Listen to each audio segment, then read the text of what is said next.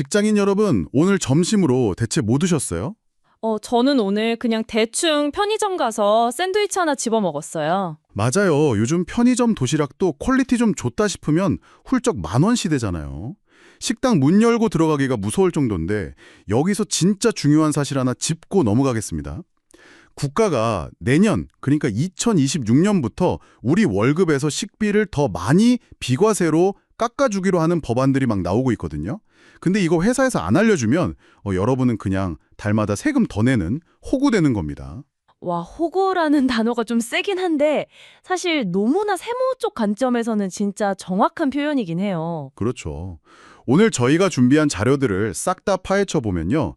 비과세 한도 챙기는 것부터 시작해서 경기도지록화폐 할인 혜택 같은 거 싹 영끌하면 한 달 식비 10만 원은 너끈히 아낄 수 있는 루트가 나오거든요. 모르면 나만 매달 수만 원씩 손해보는 정보들인 거죠. 네, 맞습니다. 누구는 그 혜택 다 받아서 소고기 사 먹을 때 나만 정보가 없어서 라면 먹을 순 없잖아요. 이번 심층 탐구에서는 그때인 밥값 찾아오는 법, 그리고 내 급여 명세서에 뚫린 보이지 않는 구멍들을 아주 집요하게 추적해 볼 겁니다. 좋습니다. 자, 우리가 오늘 각종 세법 개정안 자료, 지자체 정책, 그리고 최신 편의점 구독 데이터까지 엄청난 양의 소스들을 테이블 위에 올려놨는데요. 먼저 내 지갑에서 대체 누가 돈을 빼가고 있는가? 이 앞문부터 좀 걸어 잠가 볼까요? 네, 명세서 앞문이라고 표현하셨는데 이게 2026년을 기점으로 4대 보험료율이 또 한 번 꿈틀거립니다. 당장 국민연금 근로자 부담분이 기존 4.5%에서 4.75%로 오르거든요. 잠깐만요. 4.75%요? 그럼 노사 반반씩 합치면 결국 9.5%가 되는 거네요. 네, 그렇죠. 거기에 건강보험료 역시 3.545%에서 3.595%로 인상됩니다. 장기요양보험료는 아시다시피 건강보험료에 연동되어 있으니까 이건 뭐 자동적으로 같이 오르는 거고요. 아, 이게 막 소수점 단위로 오르니까 명세서 대칭 보시는 분들은 그냥 커피 한 잔 값 올랐나 보다 하고 넘어가기 딱 좋겠어요. 사실 그게 가장 위험한 함정입니다. 이 소수점의 변화를 우리가 흔히 아는 연봉 금액으로 확 환산해서 보면 타격감이 완전히 달라지거든요. 그럼 구체적으로 계산을 한번 해보죠. 우리가 제일 많이 기준으로 삼는 연봉 5천만 원, 세전으로 치면 한 달에 대략 416만 원 정도 받는 직장인이라고 쳐볼게요. 네, 그 5천만 원 직장인의 경우 매달 자대보험에다가 소득세, 지방소득세 떼이는 돈이 무려 60만 원을 훌쩍 넘겨버립니다. 와, 60만 원이요? 네, 그래서 통장에 꽂히는 실제 수령액을 계산해보면 345만 원에서 355만 원 언저리까지 뚝 떨어지는 거죠. 만약에 연봉이 1억 원을 넘어간다? 그러면 공제율은 13.5%를 가볍게 돌파해버립니다. 진짜 월급 명세서가 무슨 한여름 띠약볕이 내놓은 얼음장 같네요. 가만히 놔둬도 자기 혼자 계속 줄어들고 녹아내려요. 녹아내린다는 표현이 진짜 피부에 와닿는데요. 우리가 이 현상의 기저를 좀 이해할 필요가 있습니다. 사회가 초고령화로 진입하면서 국가 안전망을 유지하는 비용이 막 기하급수적으로 늘고 있잖아요. 그쵸. 국가 입장에서는 걷어야 할 돈이 많아진 거니까요. 맞습니다. 그래서 제도 붕괴를 막으려면 요율 인상은 불가피한데 문제는 우리 개인의 지갑, 이 미시적인 관점에서 보면 그냥 실질 소득 감소라는 뼈아픈 결과로 이어진다는 거예요. 물가 상승률이 내 연봉 인상률을 뛰어넘는데 세금 떼이는 비율은 더 가파르게 오르니까요. 그러니까 나는 작년보다 일도 더 열심히 하고 막 고가도 잘 받아서 연봉 숫자는 커졌는데 정작 마트 가서 카트에 담을 수 있는 물건 개수는 더 줄어든 거잖아요. 네, 명확한 실질 구매력의 감소죠. 자, 그럼 정부가 앞문에서 합법적으로 이렇게 떼간다면 우리는 뒷문을 찾아야 합니다. 우리 월급 항목 중에서 세금도 안 매기고 4대 보험료 계산할 때도 아예 투명인 건 취급을 해주는 영역이 딱 하나 있잖아요. 식대 비과세요. 네, 직장인들의 유일한 방패죠. 소득세법 시행령을 보면 회사 식당에서 밥을 제공받지 않는 대신 급여에 포함해서 별도로 받는 식대, 이거는 월 20만 원 이하까지 비과세가 적용됩니다. 20만 원. 네, 이 비과세가 위력이 엄청납니다. 국가가 이 20만 원은 당신 소득이 아니라고 칠게 하고 아예 눈을 감아주는 돈이거든요. 아, 소득세 과세 표준에서 아예 빠져버리는 거군요. 그렇죠. 그리고 아까 말씀드린 국민연금이나 건강보험료 계산할 때도 이 20만 원은 아예 기준에서 날아갑니다. 야, 그럼 매달 20만 원씩 1년이면 240만 원인데 이게 과세 대상에서 빠진다는 건 실수령액으로 치면 연간 한 40만 원에서 50만 원 정도 세이브 되는 거잖아요. 이거 거의 연말정산 보너스 한 번 더 받는 수준인데요. 맞습니다. 그런데 여기서 진짜 주의해야 할 무서운 함정이 하나 있습니다. 함정이요? 네. 구직 시장에서 중소기업이나 스타트업 면접 보실 때 사장님들이 호탕하게 막 이러시잖아요. 우리 회사는 복잡한 거 없고 깔끔하게 세후 딱 400만 원 맞춰줄게. 아, 진짜 많아요. 그렇게 구두로 약속하고 입사하죠? 네. 그런데 막상 첫 달 일하고 근로계약서나 명세서를 펼쳐보면 기본급 380만 원에 비과세 식대 20만 원. 이런 식으로 기이하게 쪼개져 있는 경우가 허다합니다. 잠깐만요.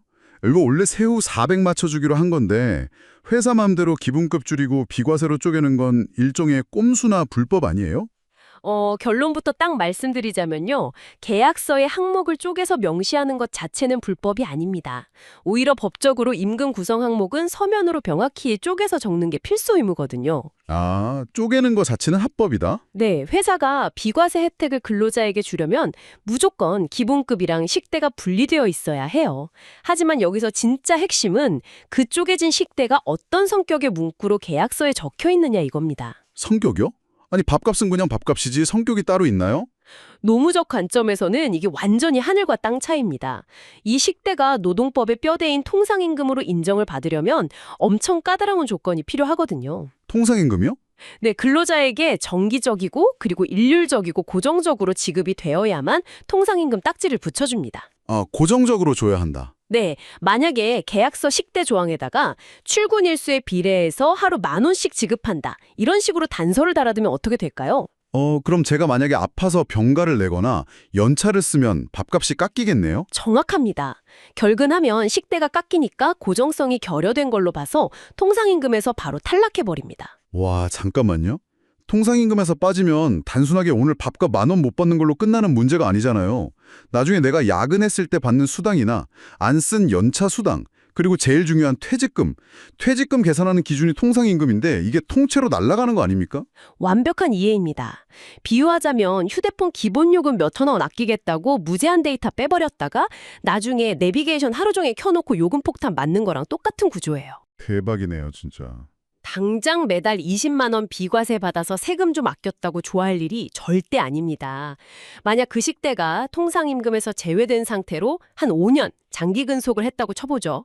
나중에 퇴사할 때 퇴직금 정산해 보면 베이스가 되는 통상임금이 낮아져 있어서 내가 예상했던 금액보다 수백만 원이 허공으로 증발해 있을 수 있습니다. 와, 회사는 합법적으로 4대 보험료 부담도 줄이고 나중에 퇴직금도 덜 주고 완전 일석이조인데 근로자만 뒤통수 세게 맞는 거나요? 여러분, 이거 들으시는 분들 당장 오늘 퇴근하시고 서랍에 있는 근로계약서 꺼내보셔야 합니다. 식대 항목에 출근일수 비례? 이런 말 있는지 보시고 매월 일률적으로 지급함 이렇게 못 박혀 있는지 반드시 팩트체크하셔야 해요. 네, 정말 중요한 포인트입니다. 내 유일한 방패인 줄 알았던 비과세가 나를 찌르는 창이 될 수 있다는 걸 명심하셔야 해요. 근데 솔직히 말해서 이 비과세 한도 20만 원이라는 것도 옛날 옛적 10만 원이던 게 20년 만인가 겨우 20만 원으로 오른 지 얼마 안 된 거잖아요. 네, 맞습니다. 요즘 강남이나 여의도에서 점심 한 끼 먹으려면 기본 15,000원인데 20만 원이면 보름집 밥값도 안 되거든요. 그래서 아까 제가 오프닝에서도 잠깐 흘렸지만 이 한도를 30만 원으로 올려주네 만에 하는 움직임이 있는 거죠. 네, 최근 정치권에서도 이 고물가 상황을 아주 심각하게 보고 있습니다. 전재수 의원실에서 이 비과세 식대 한도를 월 20만 원에서 30만 원으로 상향하는 소득세법 개정안을 발의한 상태거든요. 아, 발의가 된 상태군요. 네, 이 법안이 당장 통과될지 여부를 떠나서 이런 논의가 국회에서 진지하게 나온다는 것 자체가 지금 직장인들이 겪고 있는 런치플레이션 고통이 사회적 한계치에 다다랐다는 증거입니다. 맞아요. 법이 통과돼서 30만 원 혜택 받으면 너무 좋겠지만 당장 내일 점심은 내 돈 주고 먹어야 하잖아요. 법안 통과만 목 빠지게 기다릴 순 없으니까 사람들이 일상 속에서 막 생존 전략을 짜내기 시작했어요. 저는 여기서 제일 흥미로웠던 게 편의점 구독 경제 데이터거든요. 아, 그 부분 진짜 재밌죠. 솔직히 처음에 저는 제 눈을 의심했어요. 아니 넷플릭스나 유튜브 프리미엄도 아니고 편의점에다가 매달 돈을 내고 구독을 한다고요? 유통시장이 지금 얼마나 급변하고 있는지 보여주는 아주 날것의 데이터입니다. CU나 세븐일레븐, GS25 같은 메이저 편의점들이 월 1,000원에서 4,000원 정도의 정액 구독료를 받습니다. 한 달에 4,000원이요? 네, 그걸 딱 결제해두면 한 달 내내 편의점 도시락이나 커피, 샐러드 같은 걸 살 때마다 20%에서 30%씩 무조건 할인을 해주는 거예요. 와, 30%면 꽤 큰데요? 그렇죠. 근데 여기서 우리가 주목해야 할 진짜 데이터는요. 이 구독 서비스를 이용하는 사람의 60% 이상이 2030, 즉 MZ세대 직장인들이라는 겁니다. 60%나요? 네, 현재 통계청 자료를 보면 외식 물가 상승률이 3.0%거든요. 이게 전체 소비자 물가 상승률인 2.9%를 무려 35개월 연속으로 뛰어넘고 있습니다. 식당 가서 밥 먹는 게 말 그대로 공포인 시대가 온 거죠. 소비자 입장에서 머리를 굴려보면 셈이 딱 나옵니다. 월 구독료 4,000원 내고 5,000원짜리 도시락 살 때마다 1,000원씩 할인받으면 한 달에 딱 4번만 편의점 가서 밥 먹어도 본전은 뽑는 거잖아요. 무조건 이득이죠. 근데 편의점은 왜 이러는 걸까요? 그냥 예전처럼 1+1 행사나 통신사 할인 돌리면 되는 거 아닌가요? 거기에는 소비자 심리를 완벽하게 꿰뚫는 락인 효과, 즉 자물쇠 효과가 숨어 있습니다. 인간의 뇌라는 게 자기가 이미 지불한 매몰 비용에 엄청 민감하게 반응하거든요. 매몰 비용이요? 내가 이미 4,000원을 냈으니까. 네, 맞습니다.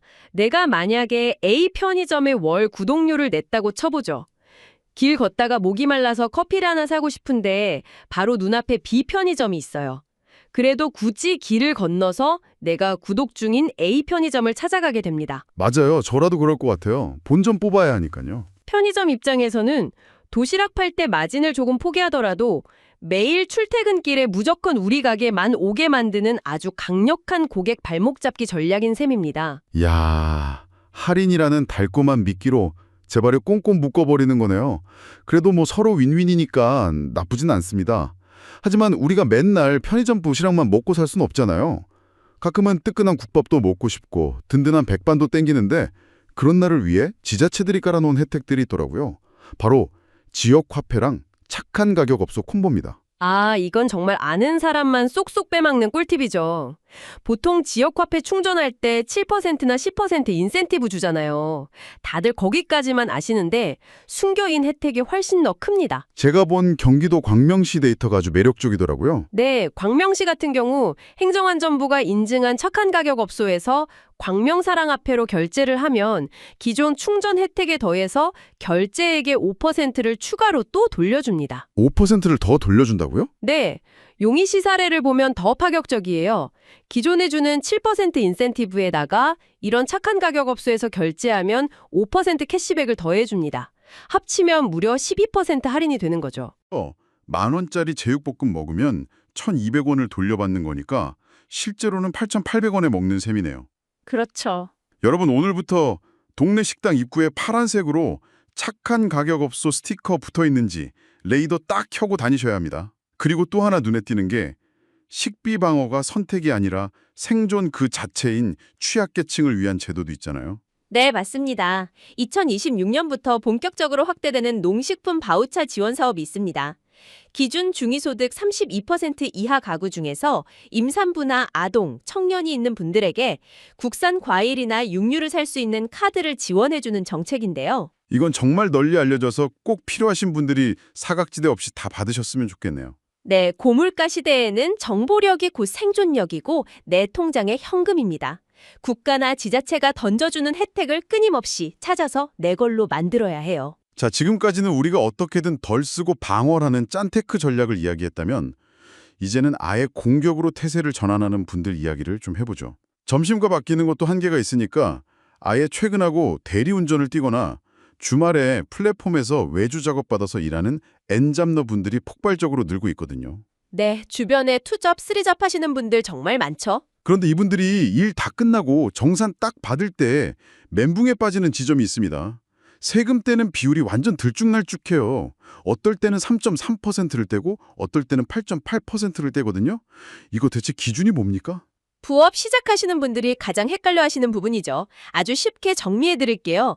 먼저 3.3%는 당신의 개인 사업자로 보고 떼는 사업소득 원천징수입니다. 아, 나를 사업자로 본다고요? 네, 금액이 10,000원이든 1,000,000원이든 무조건 전체 수익에 대해서 3.3%를 국세청에 먼저 납부하고 나머지 돈만 주는 구조입니다. 그럼 8.8%는요? 세금이 더 센 도 아니에요? 그게 바로 기타 소득에 대한 세금인데요. 일시적으로 강연을 하거나 어떠다 한번 자문을 해주는 단발성 업무가 여기 속합니다. 기타 소득의 원래 진짜 법정세율은 22%로 엄청 높아요. 와, 22%요? 미쳤네요. 그런데 국가에서 이런 일시적인 경제 활동을 좀 장려해 주려고 네가 번 돈의 60%는 일하느라 쓴 필요 경비로 인정해 줄게 하고 아예 묻지도 따지지도 않고 빼줍니다. 아, 번 돈에서 60%를 먼저 날려준다고요? 네, 그러니까 전체 금액의 남은 40%에 대해서만 22%의 세금을 매기는 거죠. 40 곱하기 0.2를 하면 딱 8.8이 나오잖아요. 그래서 실질적으로는 총액의 8.8%만 떼게 되는 마법 같은 계산이 나오는 겁니다. 야, 60%를 비용으로 쳐주니까 체감세율이 확 낮아지는군요. 근데 이 기타 소득 룰 중에 진짜 기가 막힌 보너스 룰이 하나 숨어 있잖아요. 네, 바로 과세 최저한이라는 규칙이죠. 이게 부업노들에게 진짜 핵심인데요. 한 번 일하고 받는 지급액 총액이 12만 5천 원 이하라면 세금을 단 1원도 떼지 않습니다. 잠깐만요. 12만 5천 원 밑으로는 세금이 0원이라고요? 네, 계산을 해보면요. 지급액 12만 5천 원에서 아까 말한 경비 60%, 즉 7만 5천 원을 빼면 딱 5만 원이 남거든요. 우리 세법에서는 이 남은 소득 금액 5만 원 이하에 대해서는 아예 세금을 안 걷는다는 룰이 있습니다. 와, 대박. 그래서 주말에 가볍게 단기 알바 하나 뛰고 받는 돈이 12만 5천 원 이하라면 사장님이 세금 뗀다고 할 때 과세 최저한이라 세금 없는 걸로 아는데요? 하고 100% 꽉 채워서 현금으로 받으셔도 완벽하게 합법입니다. 12만 5천 원까지는 무조건 세금 제로. 진짜 꿀팁입니다. 자, 그런데 여기서 제가 아주 도발적이고 현실적인 질문 하나 던져볼게요. 단기 부업 말고 아예 회사에 매일 출근하는 정규직으로 취직을 했어요. 근데 사장님이 면접에서 슬쩍 유혹을 하는 겁니다. 우리 서로 4대 보험 연예기 빡센데 그냥 프리랜서 위촉 계약 맺고 깔끔하게 3.3%만 떼자. 이러는 거예요. 솔직히 까놓고 말해서 근로자 입장에서도 국민연금 4.75% 떼이고 건강보험 3.595% 다 합쳐서 거의 9% 가까이 떼이는 것보다 그냥 3.3%만 떼고 당장 내일 통장에 현금 훨씬 많이 꽂히는 게 훨씬 이득 아닙니까? 전 솔직히 나쁘지 않은 제안 같은데요. 그게 바로 가장 치명적이고 달콤한 독사과입니다. 전형적인 가짜 3.3%의 함정이죠. 독사과요? 네. 방금 진행자님이 하신 생각은요. 자동차 보험 가입할 때 매달 나가는 10만 원 아끼겠다고 책임 보험조차 안 들고 맨몸으로 고속도로에 차 몰고 나가는 거랑 똑같은 짓입니다. 와, 그 정도라고요? 서류상으로 3.3% 세금을 뗀다는 건요. 법적으로 당신은 우리 회사의 보호를 받는 직원이 아니라 알아서 살아남아야 하는 독립된 개인 사업자입니다 하고 도장을 쾅 찍어버리는 행위예요. 헐. 아니 저는 매일 아침 9시까지 회사로 출근해서 사장님 지시받고 점심도 같이 먹으면서 일하는데 법적으로는 저 혼자 1인 기업이 된 거라고요? 바로 그겁니다. 당장 이번 달 명세서에 현금 몇만 원 더 찍힌다고 좋아할 일이 절대 아닙니다. 그 3.3% 도장을 찌는 순간 근로기준법이 제공하는 그 거대한 방탄조끼를 자기 손으로 찢어버리는 꼴이거든요. 방탄조끼를요? 네, 개인 사업자 신분이니까 내일 사장님이 갑자기 내일부터 나오지 마세요. 이래도 부당해고 구제 신청을 할 수가 없습니다. 고용보험이 없으니 실업급여도 당연히 못 받고요. 미쳤네요 진짜. 일하다 허리를 다쳐도 산재보험 처리가 안 됩니다. 주휴수당, 연차수당 싹 다 날라가고요. 그리고 제일 중요한 거, 3년을 일하든 5년을 일하든 퇴직금을 받을 법적 권리가 원칙적으로 싹 다 사라집니다. 와... 사장님은 자기들이 내야 할 4대 보험료 절반 부담하기 싫고 나중에 목돈으로 나갈 퇴직금 챙겨주기 싫어서 3.3%를 슬쩍 권한 건데 근로자는 당장 눈앞에 있는 그 세금 몇 푼돈에 눈이 멀어서 미래를 지켜줄 거대한 동아줄을 스스로 끊어버리는 셈이죠. 보험료 몇 푼 아끼려다가 진짜 인생에 사고 났을 때 패가망신하는 그 느낌이네요. 배보다 배꼽이 큰 게 아니라 아예 심장을 내어주는 계약이었습니다. 근데 만약에 오늘 이 방송 들으시는 분들 중에서 나 지금 출퇴근 시간 정해져 있고 꼬박꼬박 사장님 지시받으면서 일하는데 세금은 3.3% 떼고 있는데 하시는 분들 분명히 계실 거거든요. 이런 분들은 어떻게 합니까? 돌이킬 수 있는 방법이 있긴 한가요? 천만다행으로 우리 법은 종이에 적힌 서류의 형식보다 실제로 일한 실질적인 관계를 훨씬 우선해서 봅니다. 아, 다행이네요. 네, 계약서 제목이 프리랜서 위탁 계약서라고 적혀 있어도 실제로 출퇴근 시간을 통제받고 회사가 주는 컴퓨터나 도구로 일하고 종속적으로 지시를 받았다면 근로자로 인정받을 수 있습니다. 그럼 나중에 퇴사할 때 다 받을 수 있는 거예요? 네, 퇴직하실 때 노동청에 진정을 넣거나 근로복지공단을 통해 4대 보험 소급 가입을 확 청구해버리면 떼인 권리랑 퇴직금을 다 찾아올 수 있습니다. 세무서에 경정 청구를 넣어서 잘못 낸 세금 신고도 바로잡을 수 있고요. 오, 방법이 아예 없는 건 아니군요. 하지만 이게 말은 쉽지 실제로 이 싸움을 시작하면 엄청난 스트레스와 긴 시간이 소모됩니다.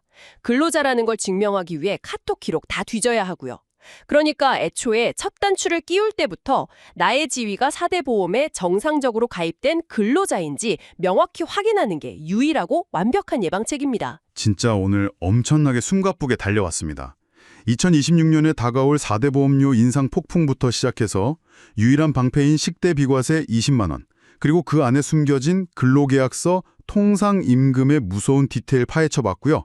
런치플레이션을 이겨내는 편의점 구독경제의 락인 효과랑 지역화폐 콤보, 마지막으로 현금 유혹 속에 도사리고 있는 가짜 3.3%의 무시무시한 함정까지 싹 다 털어봤습니다. 네, 오늘 다룬 내용들이 하나하나가 다 실생활 밀착형이라 더 와닿으셨을 거예요. 여러분, 매달 받는 그 월급 명세서는 그냥 숫자가 적힌 종이 쪼가리가 아닙니다. 자본주의라는 이 거대한 생존 게임에 누리 적힌 가장 중요한 작전 지도나 다름없어요. 맞습니다. 오늘 우리가 분석한 이 복잡한 세금과 비과세 혜택, 그리고 쪼개진 계약서의 이면들을 곰곰이 연결해보면요. 아주 거대한 철학적인 변화 방아를 포착하게 됩니다. 철학적인 변화요? 네.